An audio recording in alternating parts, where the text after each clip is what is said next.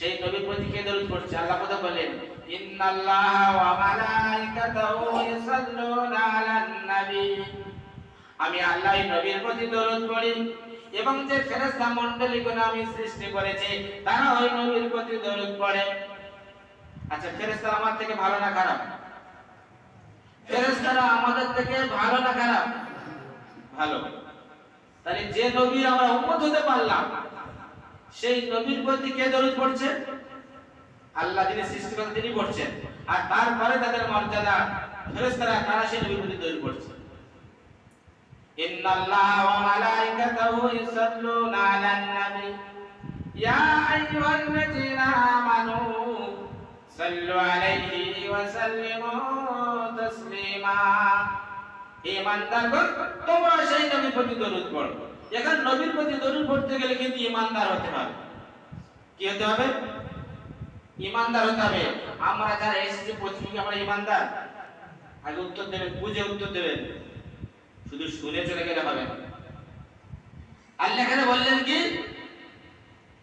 ইয়া আইয়ুহাল্লাযীনা আমানু সাল্লু আলাইহি ওয়া সাল্লিমু তাসলিমা। হে ঈমানদারগণ, তোমরা ওই নবীর প্রতি দরুদ পড়ো যে নবীর প্রতি আমি আল্লাহ দরুদ পড়ি এবং আমার ফেরেশতা মণ্ডলীগণ দরুদ পড়ে। আচ্ছা, আমরা মসজিদে যখন এসেছি, ওয়াজ মদিনে যখন যাই, দরুদ তো পড়া হয়, হয় না ভাই? আর পড়ি আমরা। আর এখানে দরুদ পড়ার জন্য শর্ত কি লাগালেন? যে ঈমানদার হতে হবে, মুসলমান হতে হবে। ঈমানদার হতে গেলে ঈমানের শর্ত কি? আমরা যে ঈমানদার প্রমাণ দেবো কি? কিছু জানেন না বলে, আমরা তো কেউ না কিছু জানি, সব জানেন, কিন্তু উত্তর দেবেন না। আমি এখানে ছেড়ে দিয়ে যাই।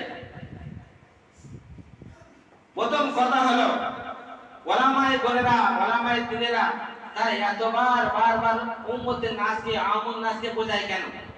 যে তোমরা জাহান্নামের আগুন থেকে বেঁচে এসো, জাহান্নামে দেখতে যাচ্ছ কেন? তোমরা চলে এসো তাড়াতাড়ি।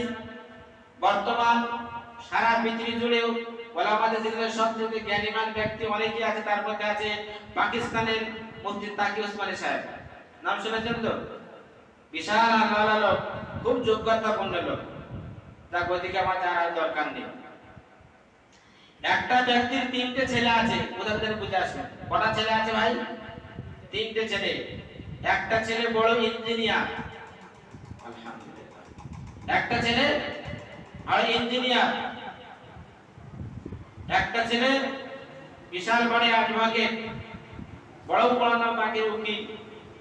আর একটা ছেলে হলো ডাক্তার। কটা ছেলে? একটা ছেলে হলো ইঞ্জিনিয়ার, একটা ছেলে হলো বড় অ্যাডভোকেট, বড় উকিল, আর একটা ছেলে হলো ডাক্তার। মা শরীর অসুস্থ, ডাক্তারের কাছে গিয়েছে। ডাক্তার বলছে তোমার পেটের যখন সময়টা রেস্টে করে নিয়েছো, প্লেট করে নিয়েছো। যখন ডাক্তার ছেলেটা কিন্তু এখানে সেই বাইরে বিদেশে আছে, যখন ফটো করার পরে যখন প্লেটটা নিয়ে আসলো, যখন ডাক্তার রিপোর্ট যখন হাতে দিল, তারপরে সঙ্গে সঙ্গে ইঞ্জিনিয়ার ছেলেটা প্লেটটা দেখছে যে মার কোথায় কি রোগ হয়েছে, কিন্তু লেখা তো আছে, কিন্তু পড়তে পারছে, কিন্তু তার মনে বুঝতে পারছে না। সে দেখে বললো কি হয়েছে, কিছু বোঝাই গেল না। তারপর হলো উকিল এলো, অ্যাডভোকেট এলো, সে এসে প্লেটটা দেখলো, দেখে বললো কি রোগ হয়েছে, প্লেটটা শুধু চোখ বুজে দেখে নিল। তারপরে ডাক্তার কাছে গেল, ডাক্তার প্লেট দেখে প্রেসক্রিপশন করে ছেড়ে দিল যে মায়ের এই রোগ আছে, সে ডাক্তার লিখে দিল, চলে এলো।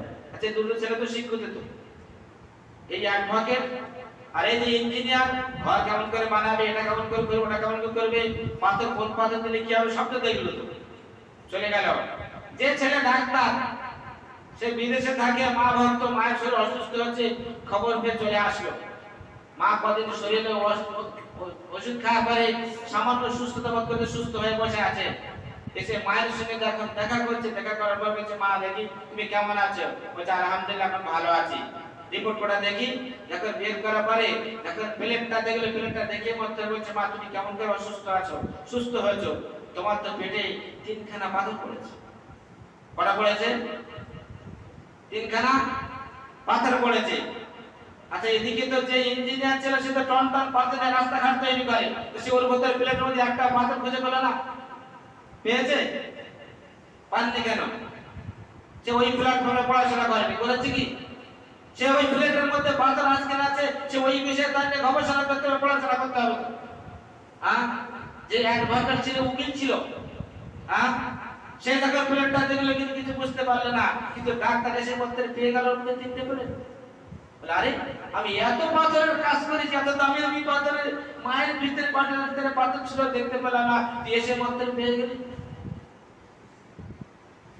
তোমাদের ভিতরে কি রোগ আছে সেটা বলা মাইত্রী না জানে। তোমাদের কার পেটে পাথর আছে, কার মগজে ঘুম ধরেছে, কার মগজে ক্যান্সার হয়েছে, এটা দিনের জন্য ওলামায় দিলে না জানে, কিন্তু এই ক্যান্সার ওলামারা বলতে পারে। এই জন্য ওলামারা একটু আমাদের পেছনে লেগে থাকে, চলো নামাজ পড়বে, চলো চলো নামাজ পড়বে, চলো চলো রোজা করবে, চলো। এই জন্য বলে এনারা বুঝতে পারে, হাদিস কোরআন জেনে এরা বুঝেছে যে এই সমস্ত লোকগুলো যদি নামাজ না করে কাল কিয়ামতের ময়দানে দেখো জাহান্নামের আগুনে যখন পড়বে, আমরা কি করে সেখানে বরদাস্ত করতে পারি? বুঝতে পেরেছেন? তাই আমি ইমানদারের জন্য কি বললাম? আমি দরুদ পড়তে পড়তে ছেড়ে দিকে চলে গিয়েছিলাম। তাই দরুদ পড়তে গেলে ইমানদার হতে হবে, হবে না ভাই? আর ইমানদার যখন সে হবে, সে দরুদ পড়তে পড়তে দরুদের মধ্যে সে তখন মজা পাবে। আমরা আন্দাজন দরুদ পড়ি, আল্লাহ রাব্বুল আলামিন যখন বিশ্বনবী মুহাম্মদ রাসূলুল্লাহ সাল্লাল্লাহু আলাইহি সাল্লামকে সবে মিরাজে যখন ডাকলেন, যখন আল্লাহ এবং আল্লাহ রাসূলের সঙ্গে যখন সেখানে কথা খবর হচ্ছে, যখন বন্ধুর সঙ্গে যখন কথা হচ্ছে, ওই সময় আল্লাহ রাব্বুল আলামিন বলেছেন, হে নবী মুহাম্মদ সাল্লাল্লাহু আলাইহি সাল্লাম, তুমি তোমার উম্মতের জন্য কি চাও? এই কথা কিন্তু বলেন।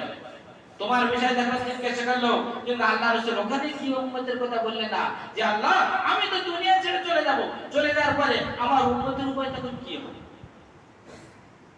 উম্মত উম্মত করে বিশ্বনবী সারা জিন্দেগি করে গেল। আল্লাহ বললেন, এ আমার খলিনা, আমার দোস্ত মুহাম্মদ রাসূলুল্লাহ, তুমি শোনো, তুমি যেদিন দুনিয়া ছেড়ে বিদায় নেবে, তোমার পরে আর কোন নবী রাসূল পয়গম্বর আর পাঠাবো না।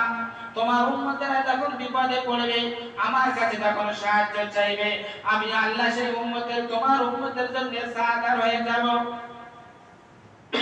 বলতে হবে যখন তোমার বান্দা বান্দি নামাজে দাঁড়িয়ে আমার কাছে যখন সাহায্য চাইবে, ইয়াকা নাবুদু ওয়া ইয়াকা নাস্তাইন, আমি আল্লাহ তোমার এই বান্দা বান্দির জন্য সাহায্যবান হয়ে যাব।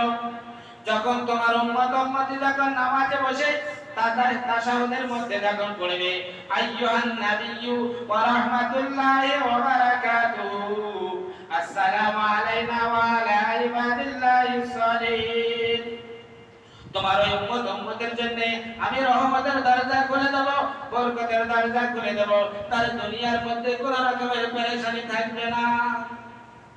আমরা তো পেরেশানি বেশি আছে, নাই ভাই?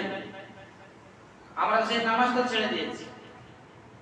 নামাজের পড়ার কথা হলে না, আযান হলে কিন্তু কোন ইমানদার, যে ইমানদারের কথা বলা আছে, ইমানদার হয়ে দরুদ পড়তে হবে, সেই ইমানদারের কানে যখন মাইকের আওয়াজ যখন যাবে, হাইয়া আলাস সালাহ হাইয়া আলাল ফালাহ, তখন কিন্তু সে যেখানে থাকে না কেন, সে আল্লাহর ফরজ হুকুম আদায় করার জন্য অথবা সে ঘরে পড়বে, অথবা সে আল্লাহর ঘরে যদি না পড়তে পারে, নিজের ঘরে সে নামাজটাকে আদায় করবে। এখন বলুন, আপনারা ইমানদারের মধ্যে আছেন, ইমানের বাইরে আছেন? প্রশ্নটা তো করে দিলাম, আপনারা নিজেরা চিন্তা করে দেখুন যে আমরা ইমানদারদের মধ্যে আছি না ইমানদারের বাইরে আছি। যদি ইমানের বাইরে যদি আপনারা থাকেন, তাহলে দরুদ পড়ার কোনো ফায়দা নেই। আর যদি বলেন যে না আমরা ইমানদার, তাহলে আমরা দরুদ যখন পড়েছি, তাহলে সেই নবীর পথ ও আল্লাহর হুকুমটাকে পূর্ণভাবে মেনে চলবে। পারবো তো ইনশাআল্লাহ। আমি গত জমে একটা বলে গিয়েছিলাম, আর একটু ভেঙে বলি। নামাজ পড়ার কথা কিছু বলেছিলাম তো, আর অন্যদিকে এখন যাব না। কিছু বলিনি ভাই নামাজ পড়ার কথা, যে নামাজ আমরা পড়তে আসি, কিন্তু নামাজের সূরাটাকে কেমন ভাবে সাজাবো সেটা কিন্তু আমরা জানি না। বলেছিলাম কথা, অনেকগুলো নামাজ পড়ে 4টে সূরা জানা আছে,